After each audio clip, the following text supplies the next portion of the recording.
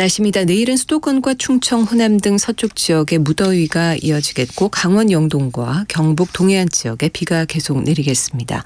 내일까지 예상 강수량은 강원 영동 50에서 150mm, 많은 곳은 200mm가 넘겠고 경북 북부 동해안은 5에서 60mm, 울릉도와 독도는 5에서 20mm, 제주도는 5에서 40mm로 예상됩니다. KBS 1라디오 4시 경제뉴스 지금까지 아나운서 신윤주였습니다. KBS.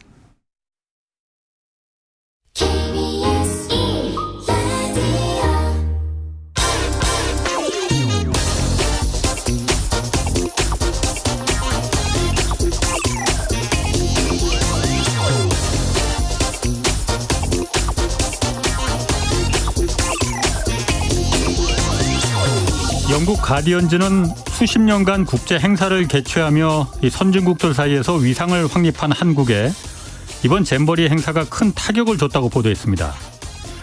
뉴욕타임즈는 한국 정부가 전 세계에 사과해야 한다는 미국 학부모의 인터뷰를 실었습니다. 태풍까지 올라오면서 남아있던 스카우트 대원들도 조기 철수하기로 했다고 합니다. 잼버리 대회는 이미 망쳤다 하더라도 당장 석 달 뒤 결정되는 엑스포가 걱정입니다.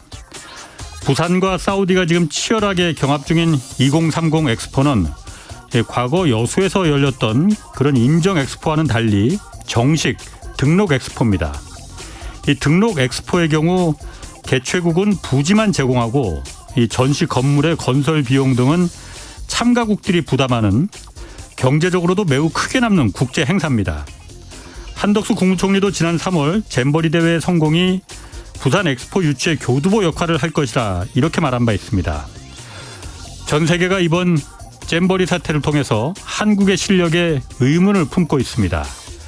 여당인 국민의힘은 이번 사태의 책임은 전임 정부에 있다, 이렇게 공식적인 입장을 밝혔습니다.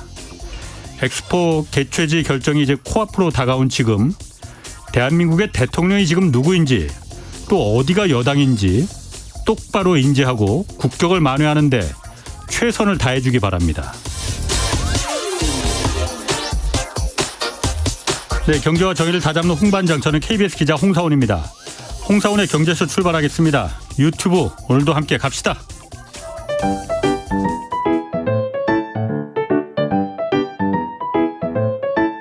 주식시장 분석 너무 어렵죠?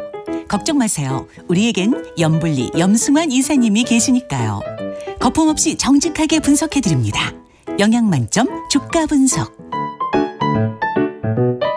네, 염승환 이베스트 투자증권 이사 나오셨습니다. 안녕하세요. 네, 안녕하세요. 주식과 관련해서 궁금한 게 있는 분들은 짧은 문자 50원, 긴 문자 100원이 드는 샵 9730으로 문자 보내주시면 됩니다. 자, 2차 전지 여전히 뜨겁습니다. 오늘 좀 약간 식기는 했지만은 네. 올해 들어서 이 에코프로 2차 전지 지금 제일 대표로 지금 거론되잖아요. 이 에코프로의 회전율이 766%였다 이런 보도 나오던데 네.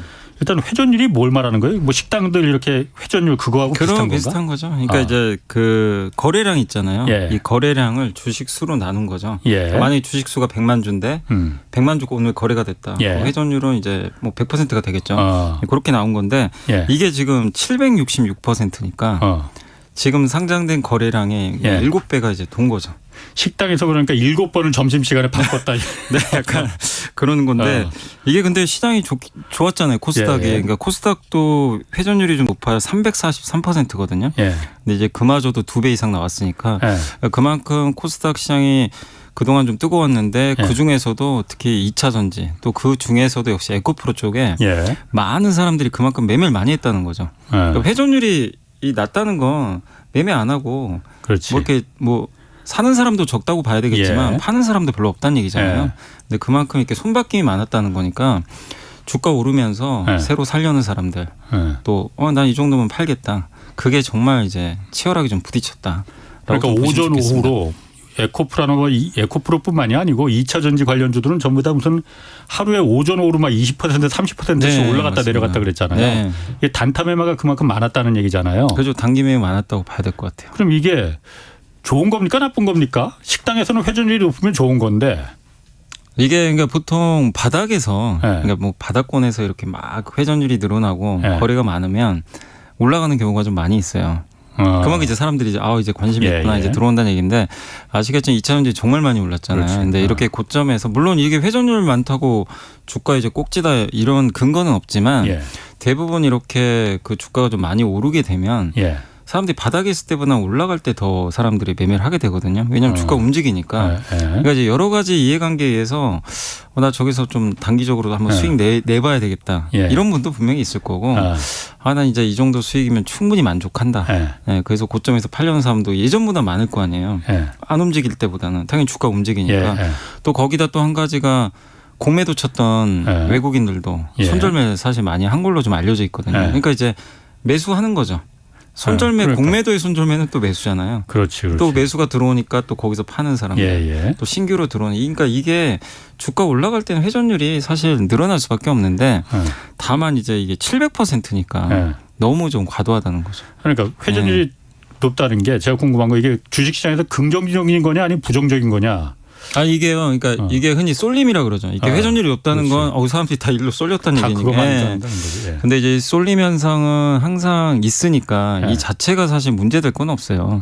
과거에도 늘 있었고. 근데 이제 이번이 좀 특이했던 게는 과거랑 비교가 안 될 정도로 너무 쏠리니까 2차전지에만 그냥 집중적으로 쏠렸잖아요. 그러니까 시장이 그냥 어떻게 보면 2차전지 빠지면 지수 급락하고 오르면 오르고 내 건 빠지는데 2차전지 오르니까 지수는 급등. 지수 전체를 움직이더라. 근데 몇 년 전에 바이오 막 할 때도 이렇지는 않았던 것 같은데. 비슷한 흐름인데 이 정도로 심하지는 않았고 근데 2차전지가 저도 여태까지 본 거 중에 제일 심했는데 다만 이런 쏠림 현상은 강세장의 특징 중에 하나예요. 그렇구나. 항상 이제 쏠림 현상이 있으니까 다만 이 쏠림 현상 후에는 어쨌든 좀 휴유증이 좀 있죠. 약간 이제 분산이 되니까. 근데 그게 2주 전에 에코프로가 고점 찍었거든요. 그때 대부분 다 2차전지 고점 찍고 오늘 에코프로 BM만 해도 한 10% 빠졌거든요.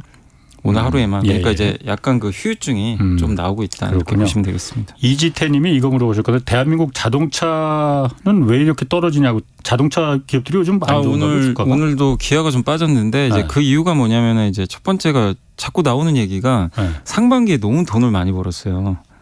실적이 너무 근데 이제 그 얘기 항상 피크아웃. 이제는 좀 하반기는 좀 슬로우해지는 거 아니냐. 그게 하나가 있고 그 다음에 이제 또 한 가지 환율이 또 최근에 뭐 1,200원 중반까지 한번 떨어진 적 있잖아요. 근데 많은 분들이 전망하기로는 하반기에는 환율이 좀 이렇게 안정화되지 않을까. 1,300원 항상 넘어 있었잖아요. 근데 환율 효과를 봤거든요, 자동차는. 어쨌든 그게 좀 있고. 수출 기업들은 환율이 원화가 약세여야만이 유리한 거니까. 거기다가 이제 그동안 일본 기업들이 좀 잠잠했는데 요즘에 이제 일본 기업들이 좀 반격이 좀 있어요. 엔화는 약해졌고 또 요새 하이브리드카가 그렇게 또 잘 팔린다고 합니다. 전기차보다 오히려 하이브리드카는 이제 현대차랑 도요타가 이제 사실 경쟁 관계인데 원래 원조는 또 사실 도요타잖아요. 근데 여기가 또 전통 강자다 보니까 지금 구조에서 또 도요타가 유리한 거 아니냐 이런 분석도 나오고 또 한 가지가 현대차도 이제 주말에 나온 뉴스인데 몇몇 주력 모델은 아닌데 뭐 아이오닉 6 같은 거 있잖아요. 일부 뭐 모델들이 차가 좀 안 팔리나 봐요. 전기차가. 아이오닉 6가 뭐 6도 있고 주력 모델 말고 전기차도 모델이 많은데. 아니 제가 봤더라도 저는 개인적으로 아이오닉 5가 디자인은 더 멋있는 것 같아요. 5 이쁘죠. 6는 약간 좀 근데 실제 6도 이제 판매량이 좀 부진했던 것 같아요. 근데 몇몇 좀 이제 모델들이 판매가 안 되다 보니까 주말에 이건 단독 보도로 나왔던 건데요. 기사가 나온 게 부품 주문 축소 시작됐다. 그러니까 이제 부품사들한테 주문 좀 일부 줄이는 안 팔리니까. 그게 나갔나 봐요. 근데 이제 실제 이거 현대차만 그런 건 아니고 전 세계적으로 자동차, 전기차 회사들 재고가 좀 늘고 있다고 합니다. 실제. 그래요? 그러다 보니까 이제 이게 그 우리나라 이제 이 전기차 지금 현대차, 기아가 아무리 내연기관차 많이 팔아도 인정을 잘 안 해줘요. 그렇지. 어차피 전기차 팔아야 되니까. 근데 현대, 기아가 아시겠지만 돈 잘 번 이유가 고가 차량 잘 팔잖아요. 제네시스. 단가가 올라가는 이게 오히려 잘 팔았는데 근데 테슬라는 요새 반대로 가거든요. 차값을 계속 낮춥니다. 근데 왜냐하면 그건 당연한 전략인 게 어떤 산업이 태동을 할 때 우리 스마트폰도 옛날에 그랬고 지금은 스마트폰 다시 비싸게 팔지만 처음 나왔을 때 가격 계속 좀 낮추면서 예. 저가 제품도 많이 나왔잖아요. 그러면서 대중화된 거거든요. 예. 전기차도 대중화되려면 가격 낮추는 수밖에 없어요. 근데 이제 일각에서 우려하는 건 현대차는 좀 저가 전기차는 좀 대비가 안 된 거 아니냐. 이게 지금 이번에 기아에서 나온 EV9도 예. 거의 한 9천만 원, 8천만 원 하거든요. 그건 대형이라서 그런 거 아니에요? 네. 근데 이제 좀 단가가 좀 싼. 아. 2천만 원, 예. 3천만 원. 제가 알기로는 그 정도까지는 아직 없는 걸로 좀 알고 있거든요. 테슬라가 그런데 그게 가격을 낮추는 게 저가형 자동차 자체는 똑같은 거 아니에요? 네. 그럼 똑같은 자동차를 옛날에 6천만 원 팔던 걸 지금 3천만 원에 팔겠다고 지금 하는 거잖아요. 네. 배터리 속에 들어오는 배터리가 좀 싼 걸로 중국 그 LFP 배터리가 맞아요. 그거로 이제 채용하겠다. 네. 뭐 굳이 충전소 그렇게 좀 많이 생겼으니까는 뭐 한 번에 충전해서 많이 갈 필요 없다라는 뭐 니즈도 좀 있는 것 같고 네. 그런 면에서는 그러면은 앞으로 현대 기아차가 큰 그야말로 가격 경쟁 면에서도 그게 가장 결정적인 것 그걸 같은데. 좀 약간 이제 우려를 하는 것 같아요. 그러니까 이게 현대 기아도 당연히 생각이 있으니까 저가는 하겠죠. 예. 하는데 지금 나오는 거 보면은 많은 이제 테슬라나 이런 1등 기업들이 자꾸만 그렇구나. 가격을 낮추는데 여기에 대해서 이제 현대차의 전략은 뭘까? 여기에 대한 좀 청사진이 좀 부족하다 보니까 예. 시장에서는 좀 우려하는 것 같아요. 그렇구나. 네, 그래서 거기에 대한 것들을 또 명확하게 해주면 괜찮을 텐데. 그러니까 아무튼 지금 자동차 회사들은요 너무 돈은 잘 버는데 이게 유지될 수 있을까? 미래가 그러니까 확실치 않구나. 네, 그거를 좀 우려해서 빠지는 것 같아요. 뭐 그 전화로도 좀 궁금증이 많이 들어오는데 좀 요거 맞아 하는 말을 좀 예. 묻고 2차 전지만큼 요즘 뜨거웠던 게 초전도체였어요. 네. 초전도체. 네. 일단 초전도체라는 게 전기 저항이 0이라서 인류의 모든 에너지 문제를 일거에 다 해결해 줄 수 있다. 네네. 지구 온난화 이것도 빠이빠이다. 그렇기 때문에 우리 각광을 하는 거였잖아요. 네. 근데 이게 사실 국내외 이제 그 고려대학교 이제 그 부설 연구소에서 연구 기업에서 이걸 개발했다고 해서 이 난리가 났는데 네. 이게 국내에서 지금 검증 작업 들어가 있는 거죠 지금. 예, 검증 작업도 했고, 근데 지난 주말에도 그렇고 계속 요즘에 이제 뉴스가 나오는 게 예. 뭐 일부 검증해서 뭐 이건 아니다, 초전도체 아니다라고 저 얼마 전에 한국에너지공과대에서도 예. 여기 지금 잠깐 좀 찾아보니까 예. 여기 공동 연구 중인 박진호 한국에너지공과대 부총장은 예. 이게 이제 LK99라고 하더라고요. 요게 이름을. 이제 예. 화합물로 도자기 굽는 거랑 좀 비슷하기 때문에 예. 어쨌든 이제 노하우는 있다. 예. 이렇게 좀 긍정적으로 좀 했는데 또 일부 연구기관에서는 이건 초전도체가 좀 아닌 것 같다. 이렇게 나왔고 또 미국의 한 연구기관은 이론적으로 검증을 해보니까 이론상 가능한 것 같다. 이런 얘기도 나오고 그래서 결과는 좀 나와봐야 될 것 같고요. 근데 8월 그렇죠. 말하고 9월 초에 예. 어쨌든 검증 결과가 좀 나온다는 그런 얘기가 좀 있더라고요. 그러게요. 여기 관계자가 예. 직접 밝혔기 때문에 예. 그래서 그때까지는 주가가 요동칠 것 같아요. 왜냐하면요 지난주 그때까지는. 금요일 날은 안 좋은 뉴스가 나온 거예요. 그래서 다 폭락을 했어요. 주가가 한 20%씩. 근데 오늘은 다시 상한가에 갔습니다. 아니 그런데 그거 먼저 말하기 전에 네. 이게 초전도체하고 관련된 주식이 기업이라는 게 어떻게 관련된 기업이라는 거예요? 아니 그 거기 난 그걸 사업 모르겠던데. 목적에 예. 초전도체 사업이 들어간 회사들이 좀 있어요. 이번에 사업 그럼 목적이 이 뭐 고려대 연구가. 그 퀀텀 에너지 연구소가 여기하고 직접 있는 여기에 관련된 뭐 건 아니고? 간접적으로 뭐 지분 관계가 있다는 또 회사도 있는 것 같고. 그런 데면 이해가 가는데. 네, 그런데도 좀 일부 있는 예, 것 같고 예. 또 사업 목적에 예. 초전도체 사업한다. 이런 데도 있어요. 그러니까 이제 그걸 다 찾아내시더라고요. 개인 투자분들이. 그래서 그럼 그 기업들이 갑자기 그래서 막 이제 며칠 동안 상한가가 가는 거예요. 그래서 조금이라도 관련이 돼 있으면 예. 일단 급등을 해버린 거예요, 다.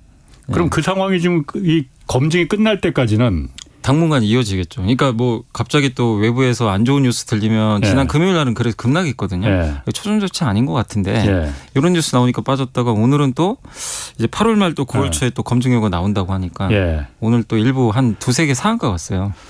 그러니까 이제 이거는 제가 봤을 때 저는 좀 약간 우려되는 게 예. 이게 초전도체로 사실 상용화까지는 이게 검증이 돼서 우리나라에서 개발해서 양산까지 가면 좋은데 예. 이게 투자하신 분들은 냉정하게 생각해야 될 거 아니에요. 이거는 우리 대한민국 국민 입장에서 기분 좋은 일이잖아요. 그렇죠. 네, 근데 투자하신 분들은 이미 주가인지 몰랐는데 예. 이걸 양산해서 이 회사가 실제 돈을 벌어야 되잖아요. 예. 그것까지는 또 몇 년이 걸린단 말이에요, 사실. 바로 되는 건 아닌데 근데 주가는 이거에 관련돼 있다는 이유만으로 주가들이 막 몇 배씩 지금 올라가 있으니까 그러니까. 한마디로 그냥 단기 매매가 지금 굉장히 성행하고 있거든요. 뉴스에 따라서. 사실 초전도체가 이번에 그 개발된 게 이게 이 사람들이 20년 동안 그야말로 이걸 네. 갖다 했다가 이제 이걸 발견한 거라는데 네. 사실 이게 맞다면은 정말 일반적인 온도에서 전기 저항이 완전히 사라지는 그죠. 그렇다면은 사실 제 개인적인 생각으로는 이게 만약 맞다면은 인류가 전기를 발명한 것만큼이나 큰 획기적인 네, 그죠. 인류를 그렇죠. 역사를 바꿔놓을 수 있는 획기적인 발견이라고 판단되는데 뭐 지금 주가가 먼저 이렇게 막 그 주식들이 막 관련주라고 해서 너무 이 부분은 좀 예. 좀 조심을 조금 투자하는데 주의하셔야 되고 그러게. 언제든지 또 지난 금요일처럼 급락할 수도 있는 거거든요. 뉴스에 따라서. 아니라고 하면 당연히 폭락이겠죠. 네, 뭐. 그러니까 주의를 좀 각별히 네. 좀 요하고 있습니다. 그럼 기관들은 주로 이렇게 막 그 초전도체는 그 2차 전지도 그랬고 초전도체도 뭐 그 개인들은 막 따라 들어갔었는데 개인들이 다 올린 거잖아요. 2차 전지도. 대부분 개인 투자분들 그렇죠. 많이 하셨죠. 초전도체는 이 개인 기관들도 그럼 들어갔습니까? 아니면 아니 기관 투자들은 이런 이제 그 약간 테마주는 그렇게 하지는 않고요.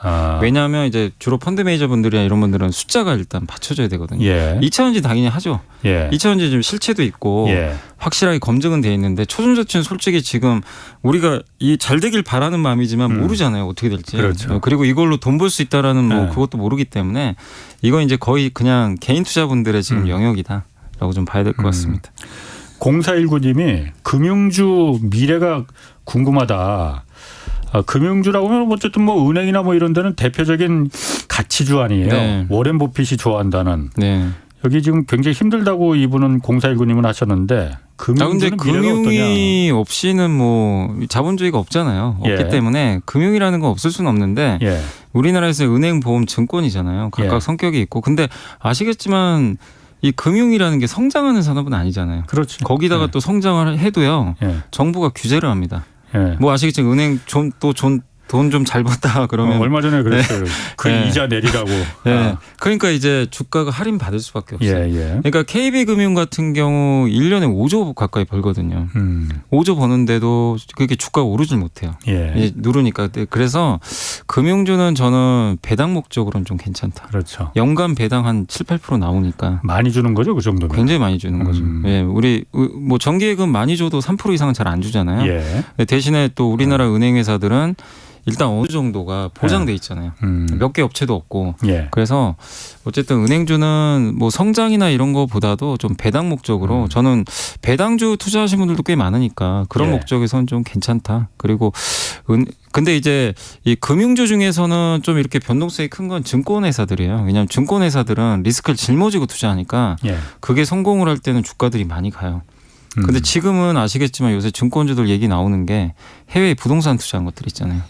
그거 조금 그 지금 충당금 쌓고 예. 좀 뭐 해외 뭐 유럽이라든가 이런 예, 쪽에 예전에 이제 이게 가격들이 좀 떨어지다 보니까 거의 매일 한 건씩 지금 뭐 예. 그 사고 났다고 지금 그 뉴스가 나오는 예, 것 같은데. 그래서 그게 조금 지금 리스크라서 예.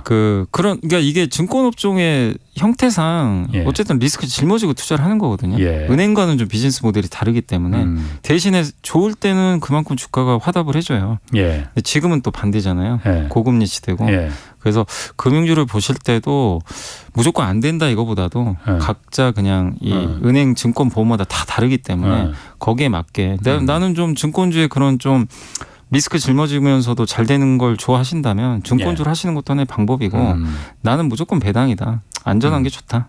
그러시면 은행주를 선택하셔도 되고 그러니까 금융주가 이제는 틀렸다. 예. 이런 건 아닌 것 같아요. 여미사님도 지금 증권사에 계시잖아요. 네.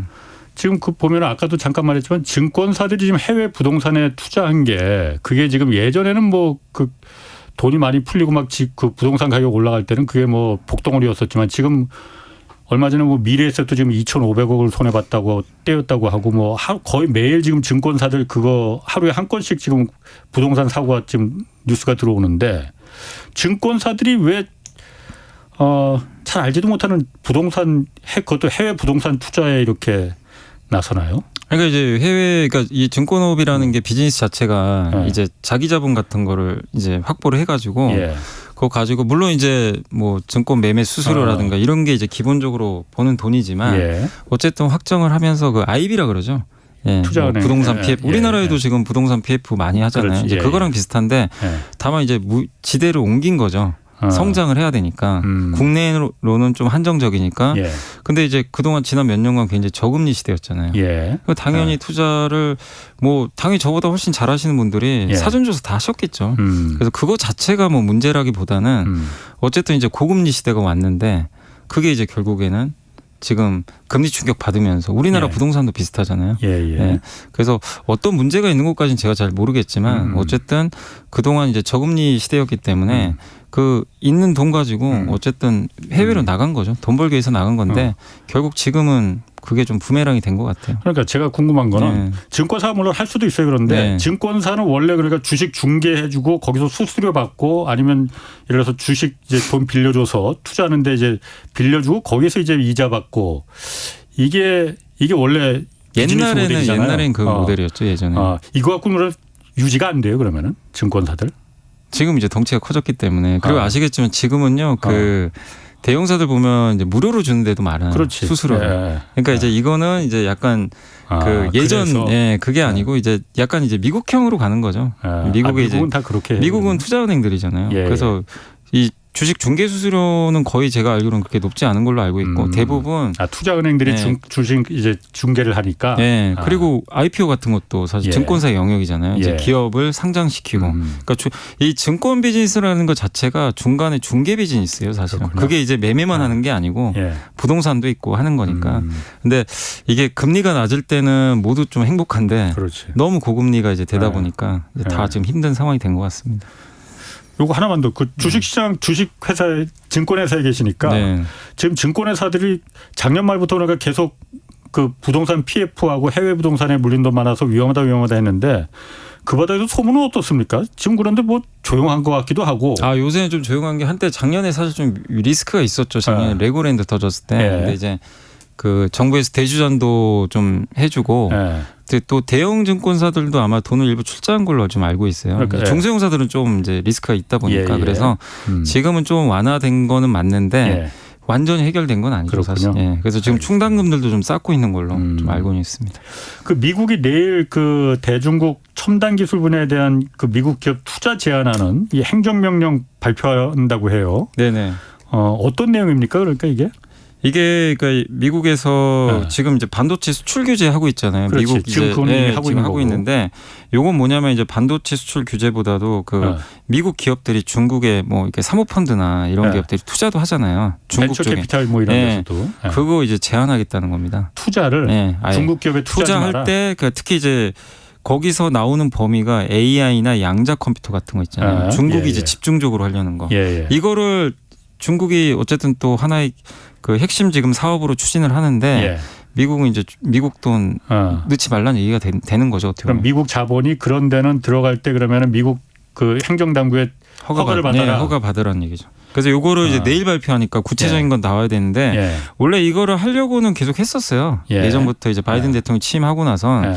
근데 구체적으로는 아직 그 결정은 안 됐었는데 내일 이제 발표한다고 하니까 그러니까 이제 미국이 지금 반도체뿐만 아니라 AI라든가 중국이 하려는 첨단 산업에 대해서 아예 그냥 이제 미국 기업들의 뭐 모든 면에서 다 이제 좀 통제를 하려는 그런 움직임이 좀 나오고 있는 것 같아요. 미국의 그 반도체 회사들이 퀄컴이나 뭐 인텔 이런 회사들이 엔비디아도 그렇고 이번에 그 미국 대중국 규제 추가 규제에 있기 전에 워싱턴에 한번 다 모였다고 그러잖아요. 그래서 행정부에다가 이거 그럼 우리도 매우 곤란해지니 반도체 이제 수출 규제나 뭐 이런 것 이제 좀 자제해달라 이렇게 일종의 그 탄원서 같은 걸 넣었다고 하는데 그래서 그럼 그거는 기술 규제는 더 이상 안 하고 이번에는 돈 투자하지 마라 이거로 다 바꾼 건가 그러면? 아니요 그건 아니에요. 반도체 규제 뭐 완화 얘기는 없어요.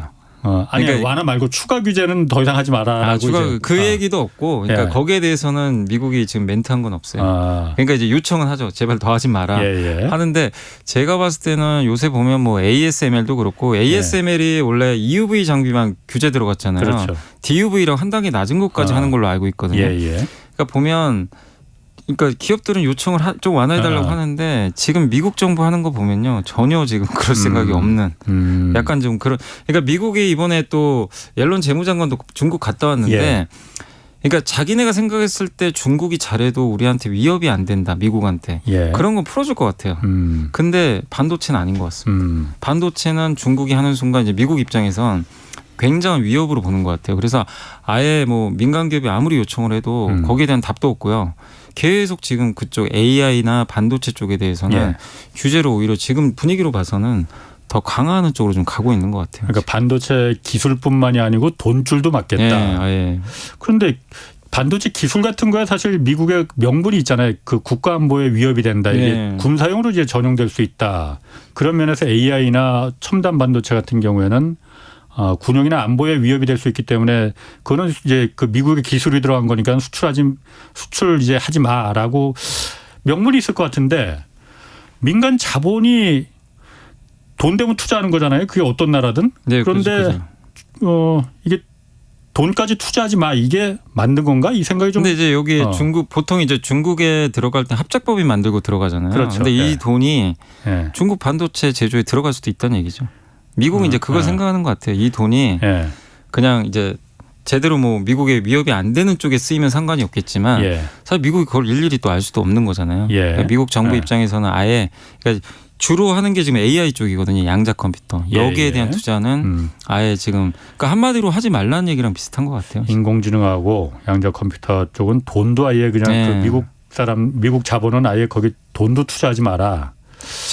제가 이제 좀 공부한 거로는 반도체는 중국이 좀 당연히 못 만들잖아요. 예. 장비가 없으니까. 예. 근데 AI 소프트웨어나 이런 쪽은 기술력이 꽤 되는 걸로 알고 있거든요. 그렇죠. 근데 예. 이제 이게 반도체가 없어서 연결이 안 되는 예, 거지. 예. 근데 이제 미국 입장에서는 아예 그 AI 더 발전하는 것까지 좀 예. 막으려고 지금 하는 것 같습니다. 그럼 중국은 미국의 자본이 없으면은 돈이 들어오지 않으면은 그런 거 그 개발하고 이러는 게 곤란 타격이 많이 갑니까? 아니 자본은 있겠죠. 자본은 있는데 그러니까. 그런데 아무래도 미국이 가장 앞서 있잖아요. 예. 그런 선진 기술을 받으면. 그러니까 훨씬- 기술이 아니고 이번에는 그러니까 아예 자본까지도 그러니까 돈도 이제 투자를 근데 이제 못하게 하는 자본이라는 거네. 게 들어가면 당연히 기술도 같이 들어갈 가능성이 높기 때문에 예. 그게 같이 이제 세트로 들어갈 가능성이 높거든요. 음. 그러니까 미국 입장에서는 어쨌든 아예 그냥 끊어버리겠다는 것 같아요. 예. 그러니까 아예 중국으로 가는 것 자체를. 근데 중국 입장에서는 중국이 돈 없는 국가는 아니잖아요. 그렇지. 사실. 예. 근데 이제 예. 그런 이제 기술, 예. 뭐 라이센스라든가 예. 이런 것들을 좀 우려하겠죠 아무래도 중국 입장에서. 중국에서 그래 그 어쨌든 이 부분에 대해서 그냥 그러면 그냥 다 이해하고 넘어가는 입장인 건지 아니면 지난번에 사실 갈륨하고 게름 아니면 그 반도체 소자 첨단 뭐 예. 그 태양광 발전 소자 이거는 중국이 거의 독점하고 있는데 이거 수출 이제 봐서 하겠다 예. 이렇게 한번 했잖아요. 네네네. 그 이외에도 뭐 이렇게 돈까지 투자하지 말라 그러면은 가만히 있을 것 같지는 않은데 중국이. 그러니까 중국 입장에서는 저번에도 이제 그 누구죠 이 미국과 중국이 한번 만나러 갔을 때 예. 그때도 그 얘기는 하더라고요. 반도체 규제 좀 풀어달라 아. 했는데 이제 미국은 거절했죠 사실은. 거절했고 그 후로 이제 뭐 히토류 규제 예. 이거 나왔는데 아마 이게 또 시행이 되면 중국도 아마 보복할 가능성은 있습니다. 근데 이제 중국이 보복할 수 있는 게 사실 그렇게 많지는 않거든요. 예. 그래서 아마 또 이런 히토류나 미국이 좀 부족한 쪽을 좀 계속 공격하지 않을까 이렇게 좀 보고 있습니다. 네이버가 올해 그 2분기 실적하고 매출, 영업이익 다 크게 증가했잖아요. 네. 카카오는 사실 좀 그에 비해서 좀 뭐 둘이 경쟁 라이벌 관계인데 카카오에 비해서 네이버가 훨씬 더 좋았는데 네이버가 왜 좋았던 거예요? 네이버가 이게 원래 검색 광고 하잖아요. 검색 예. 광고 시장은 이제 성장이 좀 정체돼 있거든요. 예. 그런데 그런 와중에도 어쨌든 성장을 해줬습니다. 예. 이번에 좀 성장을 해줬고 예. 그 다음에 이 회사가 또 온라인 상거래도 하고 있고 예. 여기가 네이버 전체 이제 그 이커머스라고 하죠. 전자상거래가 이번에 한 15% 정도 성장을 했거든요. 예. 그래서 상당히 좀 좋았고 포시마크라고 그 미국의 중고 거래하는 그 플랫폼이 있어요. 당근마켓 같은 거. 무슨 마크? 포시마크. 포시마크라는 회사를. 미국에 그런 데가 있어요. 주로 이제 2030이 또 많이 써요. 아하. 이게 이용하는 사람이 한 미국판 당근이구나. 미국판 당근입니다. 한 8천만 명 정도 쓴대요. 예. 이거 한 2조 정도 인수했는데 처음에 이거 인수했을 때 주가 급나게 버렸어요. 왜 이렇게 비싼 돈 주고 샀냐. 예. 적자인데. 예. 근데 지금 이번에 실적 보니까 성장을 하고 있습니다, 실제. 예, 그래서 좀 효과가 나오고 있고. 예. 그리고 핀테크도 좀 잘하고 있고 웹툰 쪽도. 예.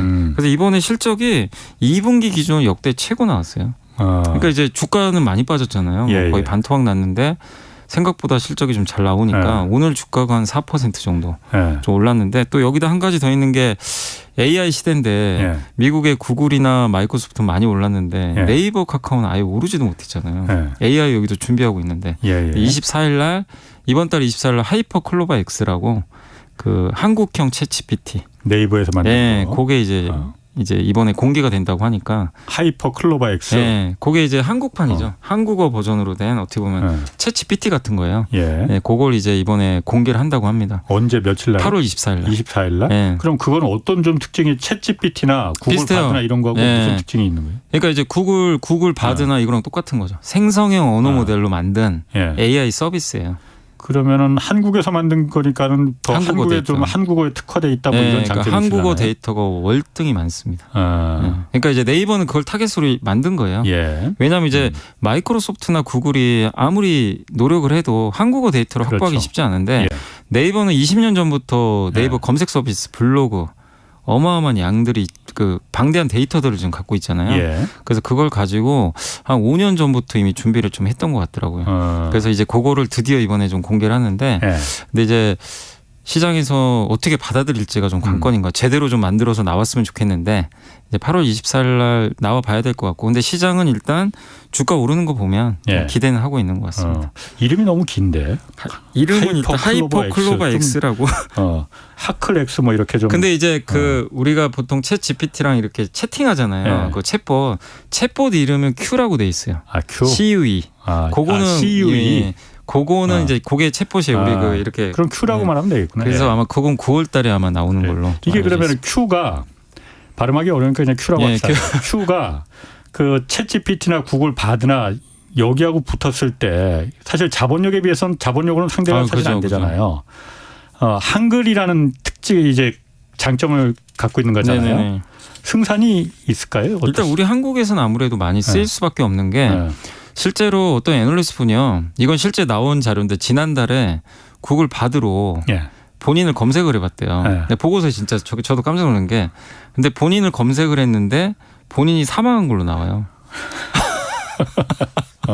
그리고 여의도에 이건 이제 챗 GPT에 검색을 해봤는데 이제 뭐 일식집을 좀 추천해달라 그랬나 봐요.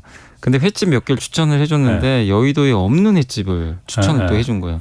뭐가 문제냐면 이 챗 GPT의 제일 문제가 모르면 모른다고 하면 되거든요.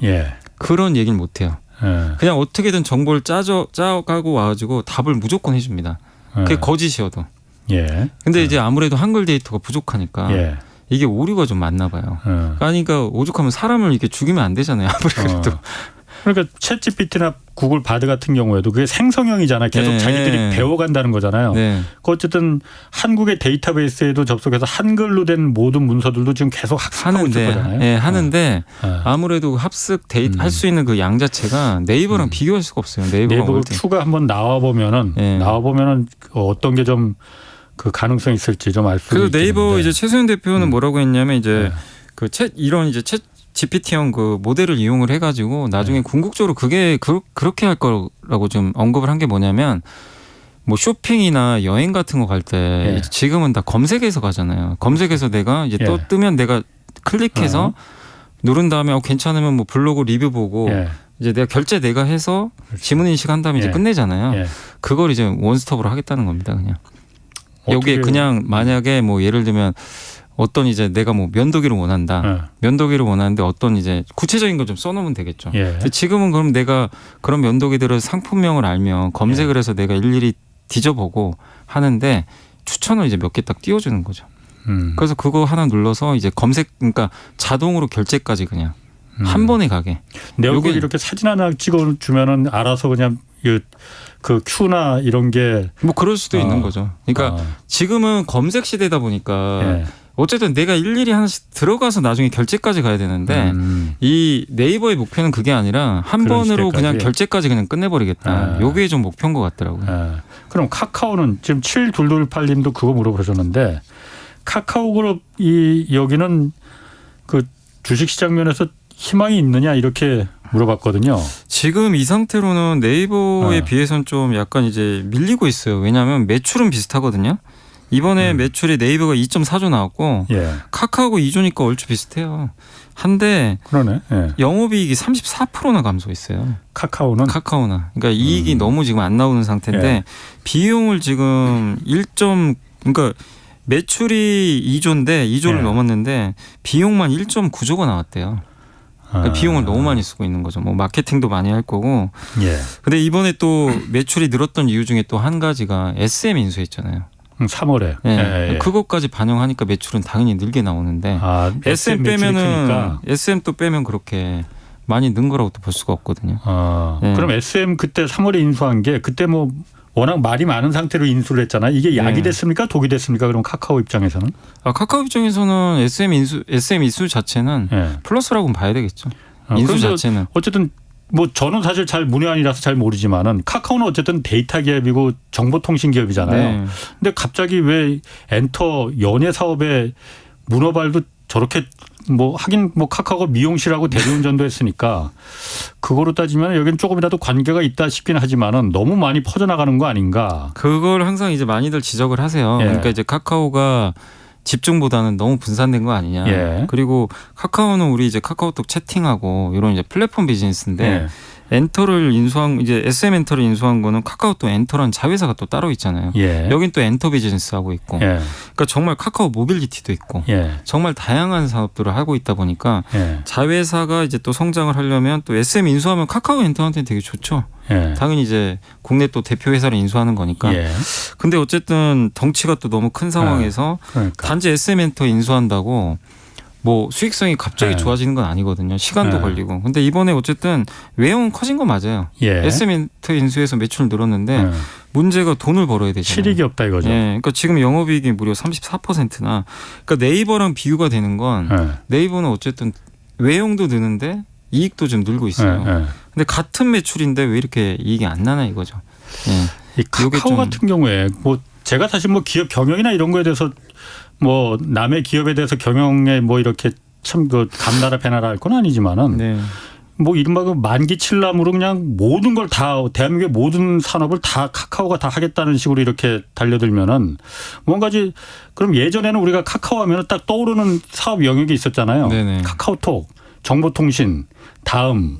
지금은 사실 어디가 주력이지 하는 게 딱히 그러니까 그 네이버하고 구분이 되는 게 그건 것 같더라고요. 그러면 사실 기업 입장에서 그 이미지가 가뜩이나 나쁘잖아요. 사실 카카오는. 재작년이었네요. 그때 카카오페이 뭐 먹튀 경영진들 먹튀하고. 재작년에 그때. 가뜩이나 그런 상태에서 기업의 이미지 자체가 저 기업은 뭐 하는 기업이지 이래야만이 딱 그 기업이 성공할 수 있는 발판이 되는데 지금 보면은 이게 엔터 사업 기업인지 정보통신 기업인지 데이터 기업인지 미장원 기업인지 대리운전 기업인지 딱히 그러니까 이게 근데 일단 이제 돈을 좀 벌어주면 그래도 주가 좀 올라갈 텐데 자회사들 적자가 좀 여전히 좀 있는 것 같고 또 문제가 이제 주주분들이 제일 우려하는 것 중에 하나가 결국 자회사 또 상장 이슈가 좀 있잖아요. 계속 쪼개기 상장했잖아요. 그러니까 그런데 요새는 이제 그런 얘기는 좀 들어갔지만 하도 지금 분위기가 좀 안 좋아서 그렇지만 어쨌든 제가 알기로는 그렇다고 취소한 건 아니거든요. 여전히 아마 상장을 하려고는 뭐 그때도 기사를 보니까 그렇게 나와 있던데 시기를 미뤘을 수는 있잖아요. 근데 이제 주주분들은 우려하는 거죠. 또 만약에 뭐 카카오 모빌리티나 엔터 이게 다 그래도 굉장히 큰 회사들이잖아요. 카카오를 지탱하는 회사인데 이 회사가 또 따로 상장을 해버리면 카카오가 이제 그냥 지주사가 또 돼버릴 수도 있는 거다 보니까 주주분들 입장에서는 이게 또 굉장히 불편할 수밖에 없거든요. 그러니까 이런 것들에 대해서 회사 측에서 뭐 상장을 안 하겠다라든가 주주 환원책이라든가 그런 게 좀 나와줘야 되는데 아니면 이제 신사업에 대한 좀 명확한 뭐 그림들. 근데 어쨌든 지금은 아직까지는 뭔가 좀 확실한 게 좀 이렇게 좀 보이질 않다 보니까 시장에서 조금 지금 네이버에 비해서는 좀 외면을 많이 받고 있는. 그러니까 카카오 같은 경우에는 사실 그 이미지 측면에서 정말 뭔가 중대 전환이 좀 다른 것보다도 이미지 측면에서 좀 변화를 할 필요가 있는 게 요즘 또 구조조정 얘기도 지금 나온다면서 맞습니다. 뭐 당연히 2조 매출에서 1조 9천이 그야말로 비용이었으면은 남는 게 없으니 그야말로 직원들 자르는 게 그 얘기가 당연히 나올 텐데 사실 직원들 입장에서는 입이 나올 수밖에 없죠. 잘못한 건 경영진들인데 카카오페이부터 시작해서 경영진들 먹튀하고 그래서 이미지 내가 다니는 직장에 그야말로 이미지가 그 악덕 무슨 그 기업의 이미지를 갖다가 뒤집어 씌웠는데 그 부분에 대해서 왜 경영진들은 책임을 안 지고 아랫사람들한테만 다 책임을 몰아서 자르느냐. 뭐 요즘 사회가 요즘 사회가 뭐 위에는 책임을 안 지고 밑에만 다 책임을 지우는 그런 뭐 분위기라 하더라도 이런 부분에서 좀 문제가 있는 거 아닌가. 경영진들이 자기부터 솔선수범해서 책임을 지는 모습을 지어야만이 이 기업이 살 수 있는 거 아닌가 그런 생각이 좀 들거든요. 예. 어쨌든 뭔가 좀 이게 그 카카오가 좀 전환은 필요한 것 같아요. 네, 지금. 뭐 제가 염이사님 혼내는 것 같아요. 염이사님 혼내는 건 아니고 네. 제가 볼 때 그 카카오가 좀 그런 것 같더라고요. 네. 자, 그 올리브영 얘기도 좀 여기도 재밌더라고요. 요즘 보니까 올리브영이 화장품 거의 그 오프라인 화장품 업계를 평정한 거나 마찬가지잖아요. 네네. 여기가 그런데 지금 최근 쿠팡이 올리브영을 공정거래위원회에 신고했어요. 그 올리브영이 그 갑질을 했다. 네네. 이게 그런데 올리브영 입장에서 나쁘지 않아. 이런 또 그러니까 이것도 참 일단 기사에 나온 내용을 한번 제가 종합해 보면 일단 이제 팩트는 팩트니까 이제 신고는 했는데 올리브영이 사실 이제 유통사잖아요. 화장품 유통사죠. 어떻게 보면 거기 많은 이제 유통회사들이 이제 화장품을 이제 공급을 하니까 이제 그걸 여러 가지 납품받아 판매하는데 이제 압력을 행사했다는 거죠. 결론은 이제 여기하고만 거래해라. 다른데 주지 마라. 약간 이제 그렇다는 건데 쿠팡은 이제 그걸 걸고 넘어진 거예요. 쿠팡에 납품하지 마라 그랬다. 그래서 이건 공정거래법에 문제 있는 거 아니냐. 근데 실제로 그 옛날에도 이제 공정위 조사를 받은 적이 있어요. 올리브영이 그 경쟁사 중에 랄라블라라고 지금은 안 보일 텐데 지금 비슷한 쪽이었는데 여기가 경쟁업체들 견제하려고 납품업체들한테 뭐 부당하게 영향력을 행사했다라는 그런 좀 사실 의혹도 있었거든요. 근데 이제 이게 공정거래법상 갑질 행위를 했다고 해도 점유율이 50% 이상으로 이제 인정을 받으면 과징금을 일단 이제 물어야 되는 거죠. 훨씬 많이 물죠. 이제 그러니까. 어마어마하게 무는 걸로 알고 있어요. 50% 넘느냐 안 넘느냐가 기준이지 그러니까. 그래서 이걸 이제 넘느냐 안. 근데 올리브영의 지금 시장 점유율이 71.3이거든요. 그럴 거예요. 다 그런 그 천하통일 했으니까. 근데 여기에 이제 만약에 쿠팡을 넣게 되면 달라집니다. 그러니까 쿠팡을 그 점유율에 쿠팡이 안 들어가 있어요. 그러니까 그걸 공정위가 어떻게 해석할지 모르겠어요. 그러니까 온오프라인 다 통합해가지고 야 쿠팡도 넣어야지. 여기도 화장품 많이 파니까. 그럼 점유율이 어떻게 되나요? 그럼 점유율이 이제 절반 이하로 떨어지는 걸로 알려져 있어요. 그럼 과징금을 물더라도 훨씬 적게 내는 과징금이 훨씬 적어지는 걸로 제가 알고 있습니다. 만약에 이거를 이제 포함을 하면요, 전체 화장품 유통시장에서 올리브영 점유율은 12%밖에 안 된대요. 쿠팡을 포함하면은 이게 다 포함을 해버리면. 근데 만약에 올리브영 점유율을 너네 일단 지금 시장 지배적 지위 71.3%니까 뭐 이렇게 되면 이렇게 해서 과징금 매기면은 최대 얼마냐면요 7천억. 근데 만약에 점유율이 12%에 불과하다고 하면 과징금이 5억밖에 안 나갑니다. 7천억 또 5억 남는 장사네. 이게 이제 그러니까 어떻게 평가를 내릴지는 모르겠어요. 그러니까 올리브영 입장에서는 쿠팡이 그 공정거래 위반으로다가 소송을 걸어온 거는 기분 나쁘지만은 결과로 봤을 때는 이게 그러면은 쿠팡이 자기들과 그 경쟁 관계로 있다는 걸 만약 공정거래위원회가 인정을 해주면 7천억 물건을 5억만 물어도 되네. 그럴 수 있는 거죠. 그러니까 이제 올리브영은 겉으로는 뭐 당연히 불편한 척 하겠지만 이 내용이 사실이면 만약에 이제 공정위원회에서 야 이거 너네 50% 안 된다. 과징금 내라. 만약 이렇게 결정해도 많이 안 내거든요. 그럼 쿠팡도 공정거래위원회 그 신고한 그 쿠팡도 쿠팡이란다. 쿠팡도 그런 걸 예상을 했을 거 아니에요. 그러면 그게 쿠팡 입장에서도 차라리 올리브영의 좀 나쁜 점이라기보다는 이제 그 갑질을 갖다 부과시키는 게 더 목적이었을 텐데 그럼 실익이 7천억대 5억으로 이렇게 줄어드는 거 보면은 쿠팡 입장에서도 이게 득이 될까? 우리가 이거 이의를 제기하는 게라는 생각이 들었을 것도 같은데. 쿠팡 입장에서도 일단 예전에 그 LG생활건강이 2019년에 쿠팡을 공정위에 신고한 적이 있거든요. 예. 비슷한 거 이제 쿠팡이 납품 가격을 과도하게 낮춘다. 예. 또 압력을 행사했다. 예. 그러니까 LG생활건강이 공급을 할 거 아니에요. 예. 그런 거에 대해서 이제 압력을 행사했다라고 예. 이렇게 이제 그때 한번 공정위 신고한 적이 있었는데 예. 공정위가 실제로 그때 쿠팡이 온라인 쇼핑에서 이제 우월적 지위를 활용을 해가지고 예. 부당한 행위를 한 것으로 보인다고 해서 예. 2021년에 쿠팡에 대한 징계를 예. 그때 이제 결정을 했다고 합니다. 예. 근데 만약에 이번에 이제 올리브영과 이런 부분에서 다툼에서 예. 이거를 이제 서로 양측 간에 이제 경쟁사로 인정을 하는 예. 판결이 내려지게 되면은 어쨌든 쿠팡 입장에서도 징계 수위가 낮아질 수밖에 없거든요.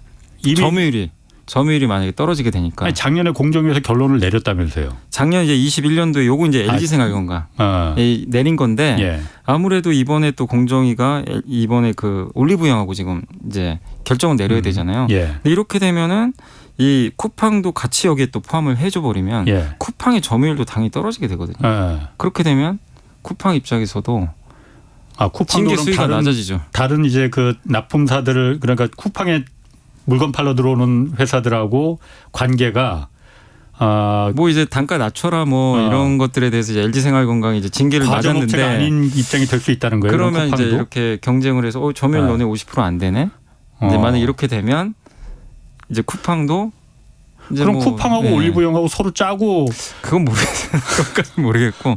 근데 기사에도 약간 이제 이 두 회사가 사실 이제 서로 싸우는 거지만 어떻게 보면 이런 결정이 만약에 내려지게 되면 둘 다 좀 나쁘지 않은 거 아니냐. 그러게 그거는 참 판단하기 애매하네. 그러니까 쿠팡 입장에서는 올리브영이 오프라인 업체고 쿠팡은 온라인 업체인데 쿠팡에 파는 그 들어가면은 올리브영이 여기 안 받겠다고 납품 안 받겠다고 했대요. 그러니까는 이거 공정위가 조사해 주세요. 네, 맞아요.